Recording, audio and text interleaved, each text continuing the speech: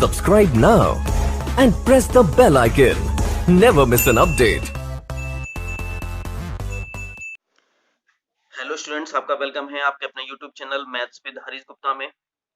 आज हम chapter first के कुछ क्वेश्चंस का रिवीजन करेंगे। और वैसे तो मैंने आपको जो प्रीवियस ईयर्स में क्वेश्चन जो आए हुए हैं वो मैंने करा दिए हैं, और आज हम कुछ क्वेश्चंस को स्टार्ट करते हैं। नंबर फर्स्ट क्वेश्चन हमारा ये दे रखा है कि 2 घंटे 15 मिनट का 45 मिनट से अनुपात बताइए। तो इन्होंने दे रखा है 2 घंटे 15 मिनट का। 2 घंटे 15 मिनट का मतलब कितना हुआ? तो 2 घंटे 15 मिनट, तो 2 घंटे मतलब 2 आवर्स और 15 मिनट, 15 मिनट दे रखे हैं। किससे पूछा गया है? 45 मिनट से पूछा गया है। तो जब भी कभी हम इनका अनुपात निकालते हैं तो उनकी यूनिट सेम होनी चाहिए। तो यहाँ पर यूनिट सेम नहीं है, क्योंकि यहाँ घंटे मिनट की बात कर रखी है और यहाँ 45 मिनट की बात कर रखी है। तो सबसे पहले हम क्या करेंगे, इस पूरे को, ये 2 घंटे 15 मिनट एक ही है और ये 45 मिनट एक दे रखा है, इन दोनों का अनुपात चाहिए हमें। तो सबसे पहले इन दोनों की यूनिट हम क्या करेंगे, बराबर करेंगे, इनकी इकाई बराबर करेंगे। मतलब ये मिनट में है तो ये पूरा वाला भी क्या होना चाहिए, मिनट में होना चाहिए था। तो 2 घंटे के कितने मिनट होंगे? 1 घंटे में कितने मिनट होते हैं? 1 घंटे में मिनट होते हैं 60 मिनट होते हैं। 1 घंटे में कितने मिनट होते हैं? 60 मिनट होते हैं। तो 2 घंटे में कितने जाएंगे? तो 2 गुणा 120, 2 गुणा 60, 2 गुणा 60 करेंगे और प्लस कितना, 15 मिनट ये करेंगे। तो ये पूरा टोटल किस में बन जाएगा? मिनट में बन जाएगा।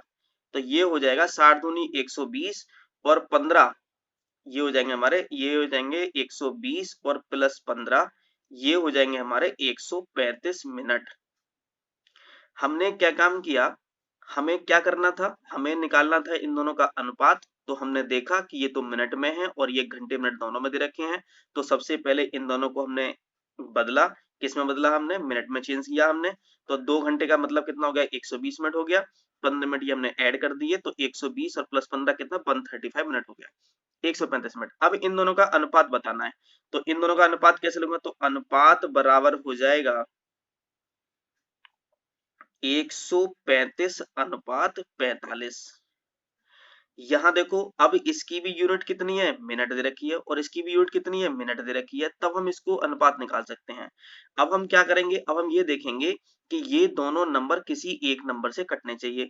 तो यहाँ ये भी नंबर 5 से कटेगा, ये भी नंबर 5 से कटेगा। तो 5 से काट लेते हैं। तो 5 दूनी 10 और कितना बचेगा? 3, 35। तो 5 से 35 हो जाएगा और 5 नम कितना हो जाएगा? 45 हो जाएगा। अगर ऐसा नहीं कटता है आप पर, आप नहीं जानते हो काटना से कैसे करते हैं, तो 5 से हम यहाँ पर भाग कर सकते हैं। भाग करनी तो आती ही होगी आपको। अब ये 27 है और फिर ये 9 दे रखा है, फिर कर सकते हैं आपस में ये, क्योंकि 3 से ये भी कट सकता है 9, या फिर 9 से ये कट जाएगा, 9 से ये भी कट जाएगा। तो 9 तिया कितना? 27 और 9 एकम 9। तो कितना आंसर आ गया हमारा? हमारा आंसर आ गया 3:1, और यही हमारा इसका आंसर होगा। अगर आप आज हमारी वीडियो देख रहे हैं, नए हैं हमारे चैनल पर, तो हमारे चैनल को सब्सक्राइब करें और इस वीडियो को देखने से पहले एक बार पूरा जो मैंने आपको जो बेसिक कराया है पहले उसको पढ़ें, उसके बाद इस वीडियो को देखें, तब आपको अच्छा समझ में आ जाएगा। ऐसा ना हो कि आप पहली बार में ये वीडियो को देखने लगे। अब एक क्वेश्चन पढ़ते हैं, क्वेश्चन में क्या दे रखा है। दूसरा क्वेश्चन, दूसरे क्वेश्चन में देखा कि एक विद्यालय में छात्र एवं छात्राओं की संख्या क्रमशः 195 और 260 हो, तो छात्र एवं छात्राओं की संख्या का अनुपात होगा, ये पूछा गया है। ऑप्शन भी इन्होंने यहाँ दे रखे हैं। ये क्वेश्चन ऑप्शन में भी आ सकता है, मतलब एमसीक्यू में भी आ सकता है। ये क्वेश्चन लघु उत्तरीय में, अति लघु उत्तरीय में भी आ सकता है। तो आंसर हम क्या करेंगे इसको, इन्होंने कितना कहा, छात्र कितने कहा इन्होंने कहा जो छात्र हैं, छात्र हैं हमारे 195, 195, और छात्राएं कितनी हैं? छात्राएं हैं 260। इनका अनुपात करना है हमें। तो अनुपात कैसे निकालेंगे, तो मैंने भी बताया था। और एक पहली बात और समझेंगे थोड़ा ध्यान से जरा, कि जो चीज पहले दे रखी हो, इन्होंने छात्र पहले दे रखे हैं, छात्राएं बाद में दे रखे हैं, तो छात्र की संख्या पहले रखेंगे और छात्राओं की क्या रखेंगे? बाद में रखेंगे। लेकिन अगर ये कह देता कि छात्राओं एवं छात्र का अनुपात कितना होगा, तो पहले हमें छात्राओं की संख्या रखते, बाद में छात्र की संख्या रखते। अब देखो किससे कट जाएगा ये दोनों, ये 5 से भी कटेगा, 5 तिया 15, 5 ने 45, 5 पंजे 25, 5 दूनी 10, फिर ये 13 से कटेगा, 13 3 जा 13 39 और 13 चौका 52, तो कितना आंसर आ जाएगा, 3:4 हमारा आंसर आ गया। ये हमारा ऑप्शन ए हो गया। ओके, अब क्वेश्चन नंबर नेक्स्ट देखते हैं। नेक्स्ट में क्या दे रखा है, इन्होंने कहा रमेश का वजन 30 किलोग्राम तथा महेश का वजन 20 किलोग्राम है, इसका अनुपाती स्वरूप होगा, ये पूछा गया है। आंसर देखेंगे क्या दे रखा है इन्होंने।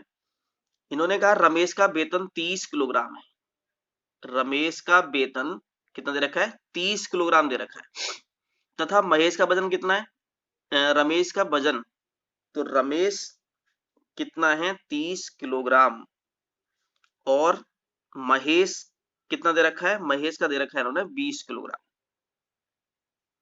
इन्होंने अनुपाती स्वरूप पूछा गया है, तो अनुपात कैसे निकालते हैं, तो पहले रमेश दे रखा है, बाद में महेश दे रखा है, तो हम पहले लिखेंगे 30 और अनुपात 20 लिखेंगे, 0 से ये 0 कैंसिल हो जाएगा और ये आ जाएगा हमारा 3:2, ये हमारा आंसर हो जाएगा। ठीक है, लेकिन आपके ऑप्शन में जो दे रखा है वो केवल उन्होंने यही दे रखा है, यही हमारा क्या हो जाएगा, आंसर हो जाएगा। ठीक है ना, क्योंकि हम ऑप्शन के हिसाब से चलेंगे, और अगर ये भी हमारा आंसर होगा लेकिन ऑप्शन में तो मैं दे नहीं रखा है, तो कितना होगा, 30:20 हो जाएगा। ठीक है, जब अनुपात में कहता है तो हम क्या करते हैं, उसके बीच में अनुपात लगाते हैं। ठीक है, अब क्वेश्चन नंबर 3 में क्या कहा, निम्नलिखित नेक्स्ट क्वेश्चन में क्या कहा गया है कि निम्नलिखित कथनों में जो समानुपाती हैं वह है, मतलब समानुपाती इन्होंने पूछे हैं। समानुपाती कैसे होते हैं, तो मैं अगर एक ऑप्शन लिखूं यहां पर, मैं पहला ऑप्शन चेक करता हूं, तो पहला ऑप्शन चेक हमारा क्या है, 1:2, समानुपाती 3:4। तो समानुपात कब होंगे, जब बाह्य पदों का गुणनफल, तो 1 की गुणा 4 से कराओ कितना, 4 आना चाहिए, और 2 तिया कितना 6, तो 6 आना चाहिए। तो ये दोनों क्या आना चाहिए थे, बराबर आना चाहिए थे, इसलिए ये ऑप्शन हमारा नहीं होगा, क्योंकि समानुपात होने के लिए बाह्य पदों का गुणनफल बराबर मध्य पदों का गुणनफल, तो इसलिए ये ऑप्शन आंसर नहीं होगा। बी में क्या दे रखा है, 2:4 समानुपात 6:8, तो 2 अट्ठे कितना 16 हो गया और 4 छंग कितना 24 हो गया, ये बराबर नहीं आए, ये दोनों क्या आना चाहिए थे, बराबर आने चाहिए थे, इसलिए ये ऑप्शन भी गलत हो गया। सी ऑप्शन क्या दे रखा है, सी ऑप्शन दे रखा है 2:3 समानुपात 4:6, तो क्या करेंगे, तो 2 छक्का कितना 12 और 3 चौक कितना हो गया 12 हो गया, ये और ये दोनों क्या आ गए, बराबर आ गए, बराबर आ गए, तो क्या होगा, ये हमारा आंसर हो जाएगा सी। ठीक है, तो आगे चेक करने की जरूरत ही नहीं है, क्योंकि हमें तो यही पता चल गया यहाँ पर कि कितना आंसर आने वाला है इसका। आगे देखते हैं, आगे क्वेश्चन में, नेक्स्ट क्वेश्चन में इन्होंने क्या दे रखा है, आगे दे रखा है कि 2:5 का व्युत्क्रमानुपात कितना होगा, तो 2:5 का व्युत्क्रमानुपात पूछा गया है, तो इसका व्युत्क्रम मैंने क्या बताया था कि इसको उल्टा कर देते हैं, तो कितना आ जाएगा, 5:2 आ जाएगा, यही हमारा आंसर हो जाएगा, 5:2 हो जाएगा। वैसे तो आपको रिवाइज करने का तरीका ये होना चाहिए कि इसको वीडियो को पॉज करके बीच में रोक करके, जैसे मैंने क्वेश्चंस आपको दिखाया है स्क्रीन पर, उसको अपने आप सॉल्व करें और फिर बाद में मेरा सॉल्यूशन देखें, तब आपको अच्छा समझ में भी आएगा और आपको रिवाइज भी हो जाएगा। आगे क्वेश्चन देखते हैं, है यहाँ पर कि पद 32,18 का मध्य अनुपात पूछा गया है, मीन प्रोपोर्शन पूछा गया है, तो मध्य अनुपात कैसे निकालते हैं, इसका मध्य अनुपात, तो आपको पता है कि मध्य अनुपात का फॉर्मूला क्या होता है, मध्य अनुपात का फॉर्मूला ये होता है कि इन दोनों की गुणा करते हैं, 32 गुणा 18 और वर्गमूल लगा देते हैं ऊपर, वर्गमूल में 32 गुणा मतलब स्क्वायर रूट में 32 मल्टीप्लाई 18 लिखेंगे, और यहां से एक तो मेथड ये होता है कि इन दोनों की हम मल्टीप्लाई कर लें, गुणा कर लें, लेकिन गुणा करेंगे तो हमें फिर वर्गमूल निकालने में प्रॉब्लम आएगी। ठीक है, तो हम क्या करते हैं, इसके लिए हम 32 के फैक्टर कर लेते हैं, 2 से करो 16 आ गया, 2 से करो 8 आ गया, फिर 2 से करो 4 आ गया, फिर 2 से करो कितना 2 आ गया, फिर 2 से करो कितना 1 आ गया। अब ये वर्गमूल निकालना भी सीख लो, कैसे वर्गमूल निकालते हैं, फिर हम 18 के भी ऐसे करेंगे, 2 नम 18 हो गया, 3 तिया 9 हो गया, 3 कम 3 आ गया। अब इनके पेयर बनाते हैं, ठीक है। वैसे तो पहले तो मैं लिख लेता हूँ इसको यहाँ, तो 32 को क्या लिखूंगा, मैं लिखूंगा इतने कितना 2 गुणा 2 गुणा 2 गुणा 1 2 3 4 5 बार है, 2 गुणा 2। फिर मैं 18 के लिखूंगा कितना 2 गुणा 3 गुणा 3। अब यहाँ पेयर बनाएंगे, दो दो के पेयर बनाते हैं, एक पेयर तो ये बना, एक पेयर ये बना, और एक पेयर ये बना, और एक पेयर ये बना। तो जब वर्गमूल हम निकालते हैं तो जो पेयर में बन गए उनमें से एक एक ले लेते हैं। अब इस पेयर का एक लेते हैं, 2 बाहर ले लिया, फिर इस पेयर का ले लिया हमने 2 बाहर, फिर इस पेयर का ले लिया 2 बाहर, और फिर इस पेयर का ले लिया हमने 3 बाहर ले लिया। अब वर्गमूल नहीं निकालेंगे हम, वर्गमूल नहीं करेंगे, इसके ऊपर लगाएंगे वर्गमूल को, ठीक है। तो 2 दूनी कितना 4, 4 दूनी 8, और 8 कितना आ गया 24 आ गया। तो इनका मध्यानुपात कितना आ गया 24 आ गया, यही हमारा आंसर होगा। नेक्स्ट क्वेश्चन रखा है कि 5:6 और 3:4, 2:3, 7:8 में बड़ा अनुपात है। इन्होंने बड़े अनुपात की बात की है कि इनमें से कभी आपसे पूछेगा कि बड़ा अनुपात कितना है, कभी पूछेगा आपसे छोटा अनुपात कितना है, कभी कहेगा कि आरोही क्रम में लगा दो, कभी कहेगा कि अवरोही क्रम में लगा दो, अगर ऐसा पूछता है तब। अब हमें पता कैसे चले कि ये इनमें बड़ा अनुपात कितना होगा।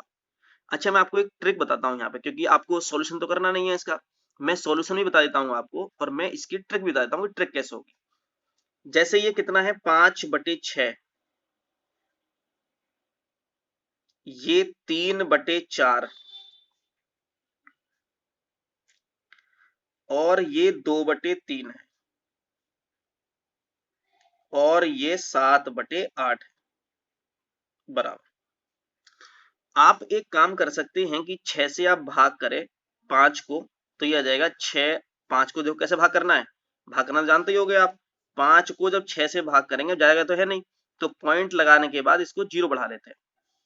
तो 6 अट्ठे कितना हो गया 48 हो गया, 2 तो कितना आ गया 0.8 आ गया, तो मैंने 0.8 लिख लिया मैंने यहाँ पे। ऐसे ही 4 से भाग करेंगे तो कितना आएगा 0.7 आ जाएगा, 3 से भाग करेंगे कितना आएगा 0.6 आ जाएगा, और 8 से भाग करेंगे तो कितना आएगा 8 8 जा 64, तो 0.8 आ जाएगा। अब प्रॉब्लम ये आ गई कि यहाँ भी 0.8 आ गया और यहाँ भी 0.8 आ गया। अरे 0.8 आ गया तो इसको और करना पड़ेगा अभी हमें, तो 6 अट्ठे 48 हो गया, इसको आगे और बढ़ाते हैं। तो जब एक अंक बराबर आ जाए तो हम दूसरे अंक की बात करते हैं फिर। तो 10 में से 2 बचेंगे, पॉइंट लगा हुआ है पहले से, तो 0 बढ़ा सकते हैं एक और। तो 6 तिया कितना हो गया 18 हो गया, तो कितना आ गया 0.83 हो गया, तो 0.83 ले सकते हैं। अब ये 7/8 था, तो मतलब 7 को हमें 8 से भाग करना था, तो पॉइंट लगाया 0 बढ़ा दिया हमने। तो 8 अट्ठे कितना 64, तो ये आ गया। 10 में 4 कितना बचेंगे 6 बचेंगे। अब क्या करेंगे, पॉइंट लगा हुआ है तो 0 बढ़ा लेंगे, तो 8 सत्ते 56 हो जाएगा, 8 सत्ते 56 हो जाएगा। कितने बचेंगे 4, कितना आ गया 0.87 आ गया। तो अब देख लो इसमें से कि कौन सा बड़ा है, तो कौन सा बड़ा हो गया हमारा 7/8 हमारा बड़ा हो गया, 7/8 क्या हो गया बड़ा हो गया। अब थोड़ा ध्यान से समझेंगे जरा, अगर हमें सॉल्व करके नहीं दिखाना है इसको, तो हम क्या कर सकते हैं, इनमें दोनों में कितने का अंतर है, एक का अंतर है, इन दोनों में भी एक का अंतर है, इन दोनों में भी एक का अंतर है, और इन दोनों में भी एक का अंतर है। जब ऐसी संख्या दे रखी हो जिनमें अंश और हर दोनों में अंतर समान हो, मतलब यहाँ एक का अंतर है, यहाँ भी एक का अंतर है, यहाँ भी एक का अंतर है, यहाँ भी एक का अंतर है, चाहे वो 2-2 का अंतर हो, चाहे 3-3 का अंतर हो, चाहे 4-4 का अंतर हो, लेकिन इन सब में यहाँ अगर एक का अंतर है तो यहाँ भी एक का अंतर होना चाहिए दोनों में। ऐसा ना हो कि यहाँ एक का अंतर है यहाँ 2 का अंतर हो जाए, नहीं, अगर यहाँ 2 का अंतर है तो यहाँ भी 2 का अंतर होना चाहिए, यहाँ भी 2 का अंतर होना चाहिए, और यहाँ भी 2 का अंतर होना चाहिए, सब में 2-2 का अंतर होना चाहिए। यहाँ पर सब में एक एक का अंतर है, अंतर कितने का भी हो लेकिन अंतर समान होना चाहिए, जितनी भी फ्रैक्शंस दे रखे हैं या ये रेशियो बोल सकते हैं इनको। तो ऐसे केस में हम क्या करते हैं कि जिसका अंश सबसे बड़ा होगा वो बड़ी भिन्न कहलाई जाएगी, और जिसका अंश सबसे छोटा होगा वो छठी भिन्न कहलाई जाएगी। अब देखो इसका अंश 5 है, इसका अंश 3 है, इसका अंश 2 है, इसका अंश 7 है, तो इसका अंश सबसे बड़ा है, तो इसका मतलब सबसे बड़ी भिन्न हो गई। और जिसका अंश छोटा होगा, छोटा कितने में तो ये वाला है, तो ये सबसे क्या हो गई, छोटी भिन्न हो गई। तो हम बिना दशमलव के निकाले, बिना भाग करे, हम इसको देख करके भी बता सकते थे कि हमारा आंसर कितना होगा। ओके, अब आगे क्वेश्चंस पर चलते हैं। आगे क्वेश्चन में दे रखा है नेक्स्ट वाले में कि 19, 24, x और 96 समानुपात में हैं, तो x का मान पूछा गया है। 19, 24, x और 96 समानुपात की बात की है, तो मैंने बताया था उसमें कि 19 अनुपात 24 लिख दो, समानुपात x अनुपात 96 समानुपात की बात की है। और मैंने बताया था कि बाह्य पदों का गुणनफल बराबर मध्य पदों का गुणनफल, तो हम लिख सकते हैं कि 19 गुणा 96 बराबर 24 गुणा x। अब ये मत करना कि पहले इसकी गुणा कर लो, नहीं, गुणा नहीं करना, हमें x की वैल्यू निकालनी है। तो x चाहे इधर दे रखा हो बराबर के, चाहे इधर दे रखा हो, कोई दिक्कत नहीं है। जहां दे रखा है x उसको वहीं रहने दो, तो हम x को यहीं रहने देंगे। तो जो भी x के आगे पीछे नंबर होते हैं हम उनको ट्रांसफर करते हैं। तो यहाँ क्या दे रखा है, x के साथ में जो 24 है वो गुणा में दे रखा है, तो इधर किस में आएगा, ये भाग में आ जाएगा। तो मैं लिख सकता हूं यहाँ पर 19 गुणा 96 बटे 24 और बराबर में कितना, x। अब आपको 24 का पढ़ा तो याद नहीं होगा वैसे तो, समझ रहे हो नहीं, क्योंकि 24 96 होते हैं, तो आप 2 से काट लो, 4 से काट लो, इतने से तो काट सकते हो आप। तो इन दोनों में से कोई भी एक कटना चाहिए और ये कटना चाहिए, ऐसा ना हो दोनों कटने चाहिए, नहीं। 19 नहीं कटा तो 96 देख लो, तो 2 से दोनों कट रहे हैं, 4 से दोनों कट रहे हैं, तो 4 से काट लू मैं। तो 4 छंग 24, 4 दूनी 8, 4 चौक 16। अब आप तो जानते हो कि 6 से तो 6 कम 6, 6 चौक 24, तो 19 चौक कितना हो गए, 76 आ गए। तो 76 बराबर हमारा x आंसर आ गया। इन्होंने x का मान पूछा है, तो x का मान कितना आ गया, 76 हमारा आंसर आ गया। यहां तक आपको कोई भी समस्या नहीं होनी चाहिए। अब क्वेश्चन नंबर नेक्स्ट देखते हैं, नेक्स्ट में क्या दे रखा है आगे।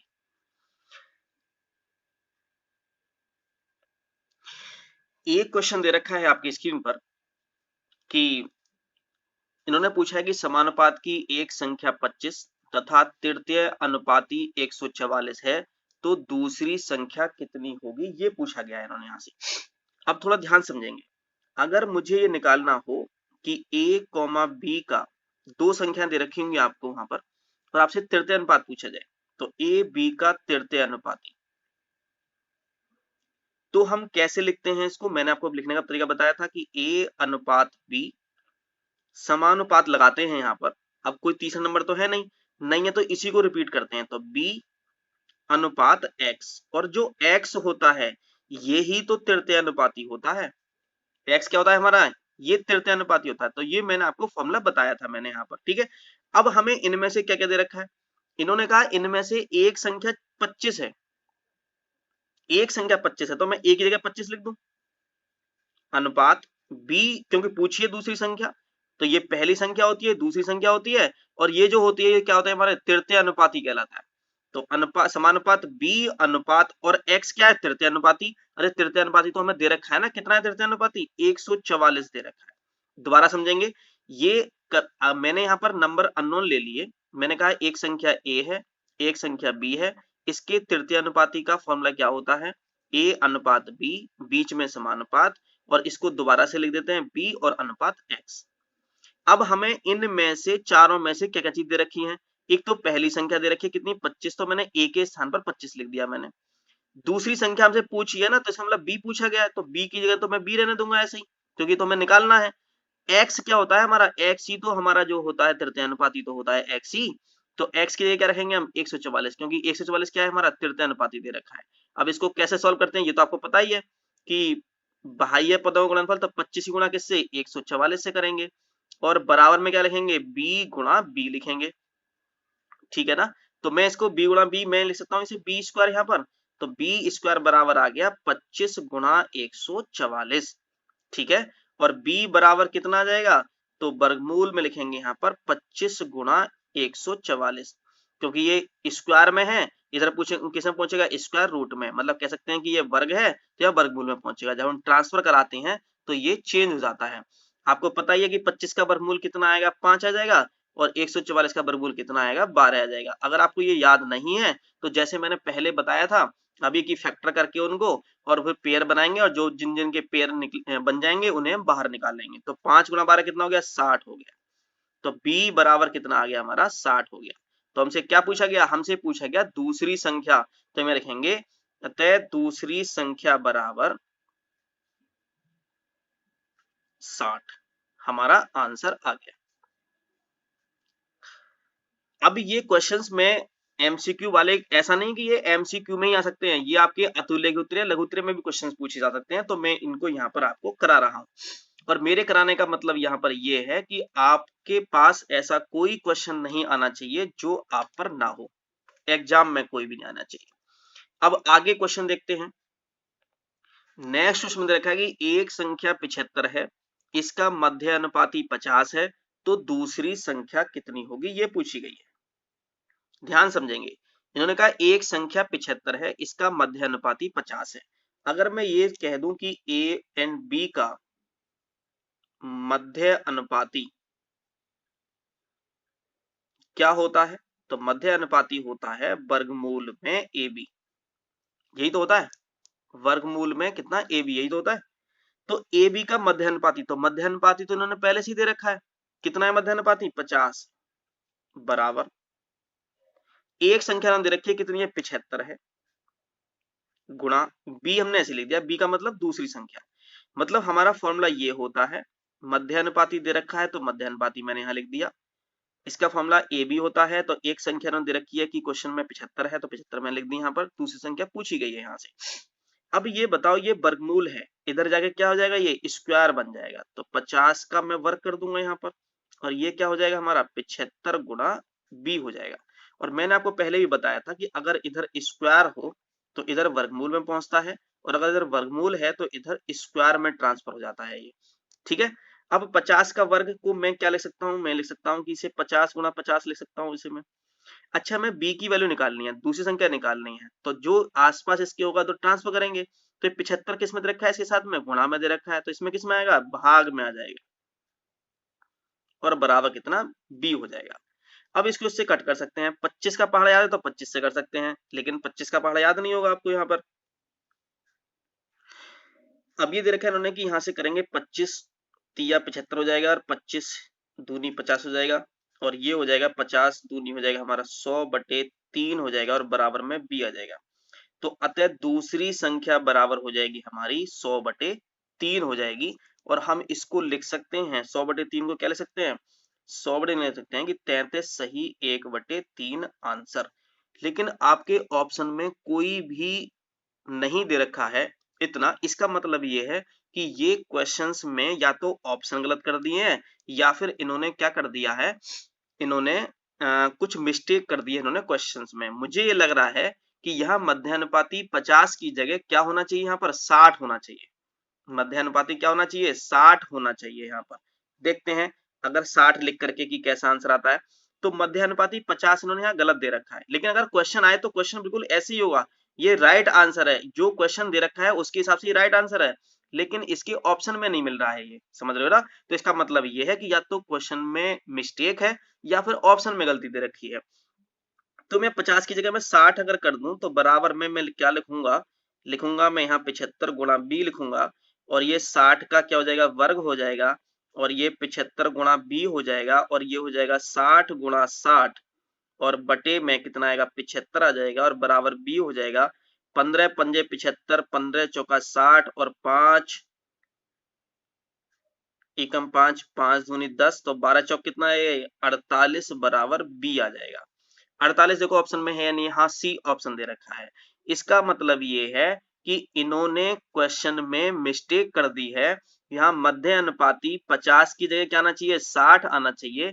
अगर मध्य अनुपाती 60 दे रखा होगा तो हमारा आंसर कितना आएगा? 48 आंसर आ जाएगा। और अगर मध्य अनुपाती 50 दे रखा होगा तो हमारा आंसर कितना आएगा? 100/3 या 33 सही 1/3 हमारा आंसर आ जाएगा। तो इसलिए कंफ्यूज होने की बिल्कुल भी जरूरत नहीं है। और इस वीडियो को तभी देखें जब आपने पहले बेसिक के वीडियोस देख रखे हैं, नहीं तो आपको समझ में नहीं आएगा। नेक्स्ट क्वेश्चन में दे रखा है कि नरेंद्र एवं सुरेंद्र की आयु में 5:8 का अनुपात है। यदि नरेंद्र की आयु 25 वर्ष है तो सुरेंद्र की आयु कितनी होगी, ये पूछा गया है। तो इन्होंने कहा है कि जो नरेंद्र है और सुरेश है, इनकी जो आयुओं में अनुपात है वो दे रखा है 5:8। ठीक है, तो हम सबसे पहले क्या लिखेंगे, हम लिखेंगे माना नरेंद्र की, इन्होंने है लिख दिया, इन्होंने कहा नरेंद्र एवं सुरेंद्र की आयु में 5:8 का अनुपात है, और है कह दे तो इसका मतलब है वो उसकी वर्तमान प्रेजेंट एज दे रखी है। माना नरेंद्र की वर्तमान आयु, मतलब प्रेजेंट एज, वर्तमान आयु बराबर, जब हम इसको अलग हटाते हैं अनुपात से तो कुछ ना कुछ मल्टीप्लाई कर देते हैं, या तो मैं 5k लिख दूं या मैं 5x लिख दूं, 5 लिख दूं, मतलब कुछ ना कुछ मल्टीप्लाई जरूर कराएंगे। माना, फिर आगे लिखेंगे सुरेंद्र, मतलब सुरेश की बात करेंगे, सुरेंद्र की वर्तमान आयु बराबर कितनी हो गई, 8x हो गई। इन्होंने कहा कि नरेंद्र की जो आयु है वो 25 वर्ष है, नरेंद्र की जो आयु है वो कितनी है, 25 वर्ष दे रखी है। नरेंद्र की आयु बराबर कितनी है, 25 वर्ष दे रखी है। और हमारे क्वेश्चन के हिसाब से ये जो हमने माना था वो कितना दे रखा है, 5x दे रखा है। तो मैं क्या लिखूंगा यहाँ पर, मैं लिखूंगा कि 5x बराबर 25। क्या लिखूंगा मैं यहाँ पर, 5x बराबर 25 लिखूंगा यहाँ पर। और फिर मैं लिखूंगा x बराबर 25 बटे, क्योंकि x की वैल्यू निकालनी है ना, तो कितना 5 ही नीचे आ जाएगा, 5 से 5 कैंसिल हो जाएगा, कितना आ गया, x बराबर कितना आ गया, 5 आ गया। x की वैल्यू 5 आ गई आपकी। आपसे क्या पूछा गया, आपसे पूछा गया सुरेंद्र की आयु। तो सुरेंद्र की आयु कितनी हो जाएगी, तो हम लिखेंगे कि सुरेंद्र की आयु बराबर कितनी है, 8x की बात कर रखी है, तो 8 मल्टीप्लाई 5, तो 8 पंजे कितने हो गए, 40 वर्ष हो गए। तो सुरेंद्र की आयु कितनी है, 40 वर्ष है, अगर नरेंद्र की आयु 25 वर्ष है तो ये हमारा आंसर हो गया इस क्वेश्चन का। अब आगे चलते हैं।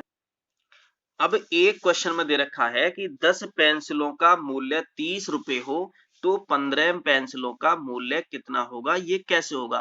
तो ये दो तरह से हो सकता है, मैंने आपको बताया था, एरो से भी मैंने आपको बताया था और वैसे भी बता सकता हूं मैं आपको कि 10 पेंसिल का मूल्य, तो हम क्या लिखेंगे, यहां लिखेंगे पेंसिल और यहां लिखेंगे कीमत। इन्होंने कहा 10 पेंसिल हैं, कितने रुपए की हैं, 30 रुपए की। 10 पेंसिलों का मूल्य 30 रुपए है तो 15 पेंसिलों का मूल्य कितना होगा, तो पूछा गया है, तो जो चीज पूछी गई होती है उसको हम क्या मान लेते हैं, x मान लेते हैं। और अगर हम ये एरो से करना है तो हम इसके यहां पर एरो लगा दिया मैंने यहां पर। अब हम देखते हैं कि यहां पर एरो ऊपर लगेगा या नीचे लगेगा। अब ऐसा नहीं कि एरो कहीं भी लगा दो। तो 10 पेंसिलों का मूल्य 30 रुपए है, तो ये बताओ कि 15 पेंसिलों का मूल्य 30 रुपए से ज्यादा होगा या कम होगा। भाई 10 पेंसिल का मूल्य 30 रुपए है और 15 पेंसिल का मूल्य क्या होगा, ज्यादा होगा ना। अगर भाई ऐसा तो है नहीं कि 10 पेंसिल आपने खरीदी तो 30 रुपए खरीद ली और 15 पेंसिल मतलब कम की आएंगी, नहीं 15 ज्यादा की आएंगी ना। तो ज्यादा कौन सा इनमें से, तो 15 है, तो हम 15 की तरफ साइन लगा देंगे, एरो लगा देंगे। ठीक है, बस इसको सॉल्व कर लेते हैं। तो कितना जाएगा, तो देखो जरा, अब ये दोनों जो तीर हैं वो एक ही तरफ लगे हुए हैं, इसका मतलब कैसा बने, ये है हमारा अनुलोम है ये। ठीक है ना, सीधा अनुपात बोलते हैं इसको। ठीक है, अब क्या करेंगे इसको कि जिधर ये एरो लगा हुआ है उसको ऊपर लिखते हैं। तो 15 बटे कितना 10, बीच में बराबर लगाते हैं, एरो x की तरफ तो x ऊपर लिखेंगे और बटे में 30 लिखेंगे नीचे, क्रॉस मल्टीप्लाई करा देंगे। तो 10 गुणा x बराबर 15 गुणा 30। हमें तो x की वैल्यू निकालनी है ना, तो हम तो केवल क्या रखेंगे, यहाँ पर x रखेंगे केवल यहाँ पर। तो ये हो जाएगा हमारा 15 गुणा 30 बटे में कितना 10, 10 आ जाएगा नीचे, जीरो से ये जीरो कैंसिल हो गया, 15 कितना आ गया, 45 आ गया। तो अब नीचे लिखेंगे, अगर ये हमारा क्वेश्चन वैसा तो नीचे क्या लिखेंगे, लिखेंगे अतः 15 पेंसिलों की कीमत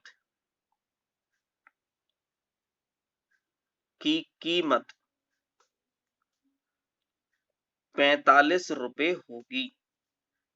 यही हमारा आंसर हो गया।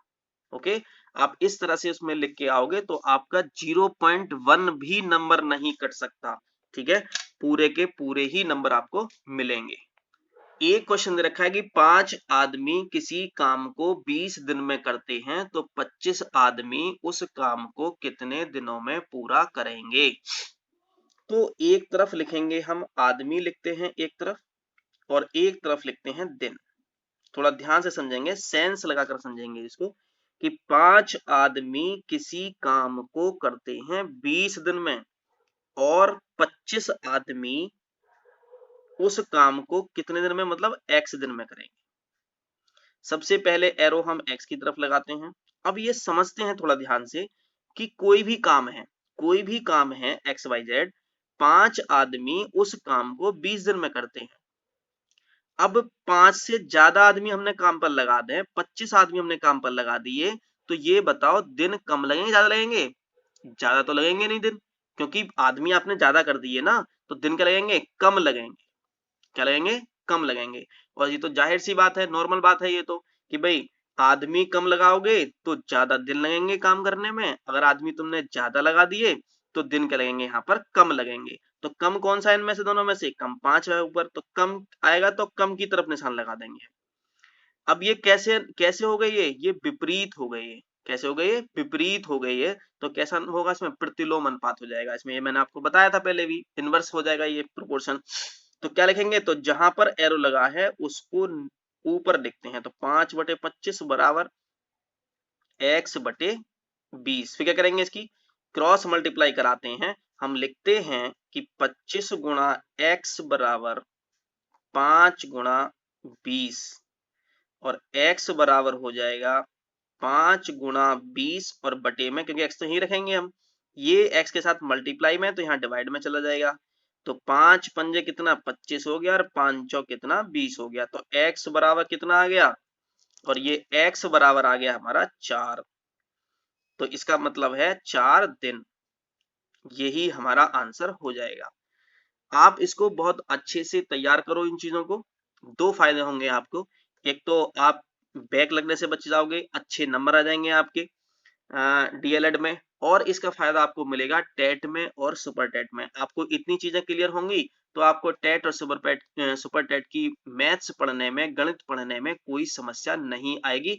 आप अच्छी तरह से चीजों को समझ पाओगे। अब आगे क्वेश्चन एक दे रखा है कि 4 किलोग्राम चाय का मूल्य 420 रुपए है, 12 किलोग्राम चाय का मूल्य कितना होगा, ये पूछा गया है।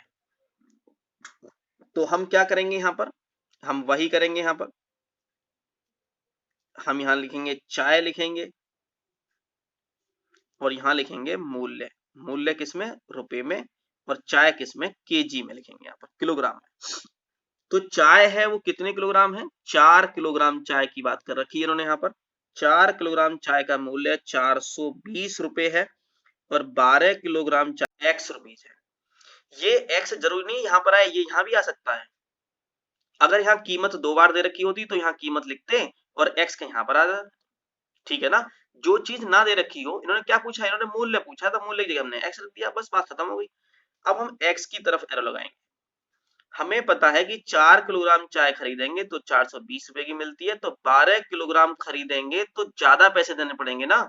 अब ऐसा थोड़ी ना है कि 4 किलोग्राम चाय 420 रुपए की है तो 12 किलोग्राम 400 रुपए की जाएगी या 200 रुपए की जाएगी? नहीं, ये ज्यादा की आएगी, क्योंकि ज्यादा चाय खरीदो तो क्या करना पड़ेगा? ज्यादा पैसे देने पड़ेंगे आपको। तो 12 किलोग्राम चाय का मूल्य कितना हो जाएगा? इससे ज्यादा हो जाएगा। ज्यादा का मतलब है कि इसमें से ज्यादा कौन सा है? तो ज्यादा 12 है, तो 12 तरफ लगा देंगे। कैसे सॉल्व करते हैं? जिधर एरो लगाया है उसको ऊपर लिखते हैं और नीचे लिखते हैं। यहाँ पर एरो लगाया है एक्स की तरफ, तो एक्स ऊपर और बाद में नीचे लिखते हैं। यहाँ पर क्रॉस मल्टीप्लाई कराएंगे। पता तो है ही आपको कि 4 गुणा एक्स बराबर 12 गुणा 420। कुछ बच्चे क्या होते हैं कि पहले इनकी मल्टीप्लाई कर लेंगे। अरे मल्टीप्लाई क्यों कर रहे हो भाई? फिर आपको डिवाइड करना पड़ेगा। तो एक्स बराबर आ जाएगा हमारा 12 गुणा 420 और बटे में 4।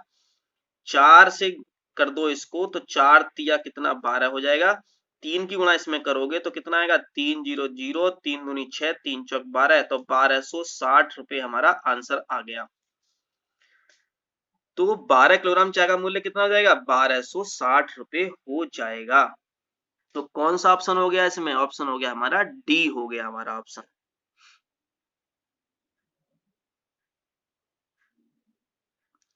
अब एक क्वेश्चन लास्ट में आपको कराता हूं। इन्होंने क्वेश्चन में देखो क्या दे रखा है, इन्होंने क्वेश्चन में दे रखा है कि 30 मीटर पर सेकंड की चाल किलोमीटर प्रति घंटा में बताइए। वैसे ये आगे जब हम पढ़ेंगे चाल समय दूरी तो वहां भी बात करेंगे, लेकिन यहाँ पर क्वेश्चन आ गया है तो मैं करा देता हूं। इन्होंने कहा है कि 30 मीटर पर सेकंड, 30 मीटर पर सेकंड है। अगर हमें किलोमीटर पर आवर में अगर हमें बनाना हो तो हम क्या करते हैं, 5/18 से क्या करेंगे, इसमें मल्टीप्लाई कर देते हैं। हाँ, लेकिन हमें मीटर पर सेकंड से हमें किलोमीटर पर आवर बनाना है ना, तो हम क्या करते हैं, हम यहाँ करते हैं 18/5 से गुणा, 18/5 से गुणा करते हैं तो क्या बन जाएगा, ये किलोमीटर पर आवर बन जाएगा। मतलब कहने का ये है, मैं आपको फर्स्ट केस बता दूं यहाँ पर कि अगर x मीटर पर सेकंड है और अगर हमें किलोमीटर पर आवर बनाया जाए तो x का मतलब यहाँ कुछ भी नंबर हो, उसको हमें किलोमीटर पर आवर में बनाना होगा तो मैं 18/5 से गुणा करेंगे तो ये क्या बन जाएगा, ये किलोमीटर पर आवर बन जाएगा, किलोमीटर प्रति घंटा। दूसरी बात में अगर x किलोमीटर पर आवर दे रखा हो और आपसे मीटर पर सेकंड में चेंज करवाए, बदलवाए, तो आप क्या करोगे कि x की गुणा कर दोगे 5/18 से तो क्या बन जाएगा, मीटर पर सेकंड बन जाएगा। ठीक है ना, तो इस बात को ध्यान रखेंगे कि मीटर पर सेकंड से किलोमीटर पर आवर बनाते हैं तो 18/5 से गुणा करते हैं और किलोमीटर पर आवर से मीटर पर सेकंड बनाते हैं तो 5/18 से गुणा करते हैं। ये क्यों गुणा करते हैं, कब करते हैं, ये बताएंगे जब आगे पढ़ेंगे हम चाल समय दूरी में। बस केवल आप इतना समझ लो कि 18/5 किलोमीटर पर आवर बनाने में और मीटर पर सेकंड बनाने में 5/18। तो हमें मीटर पर सेकंड दे रखा था, किलोमीटर पर आवर बनाना है तो हमें 18/5 से गुणा करनी पड़ेगी और 5 से कट जाएगा तो 5 छंग कितना 30 हो जाएगा और 18 छक्का कितना हो जाएगा, 108 आ जाएगा। तो 108 किलोमीटर प्रति घंटा हमारा आंसर आ जाएगा। अब ये मैंने आपको इस चैप्टर के फर्स्ट चैप्टर के आपको मैंने पूरा बेसिक मैंने बता दिया है और उनके क्वेश्चंस भी मैंने साथ साथ कराए थे और एक मैंने ये शायद 14-15 क्वेश्चन होंगे लगभग ये, और ये मैंने क्वेश्चंस आपको करा दिए हैं रिवीजन के तौर पर। तो आप इन क्वेश्चंस का रिवीजन करें, बार बार रिवीजन करें, बार बार बेसिक पढ़ें तो आपको बहुत सारी बातें क्लियर हो जाएंगी। और आपको अगर कोई बात समझ में नहीं आई हो, कोई कंफ्यूजन हो, कोई अदर क्वेश्चंस हो तो आप हमारे कमेंट बॉक्स में हमें सेंड कर सकते हैं, हमसे पूछ सकते हैं। ठीक है, और अगर आपने हमारा चैनल सब्सक्राइब नहीं किया है तो हमारे चैनल को सब्सक्राइब करें और हमें बताएं कि आपको ये वीडियो कैसे लगी है और इस वीडियो को लाइक भी करें। Thank you for watching.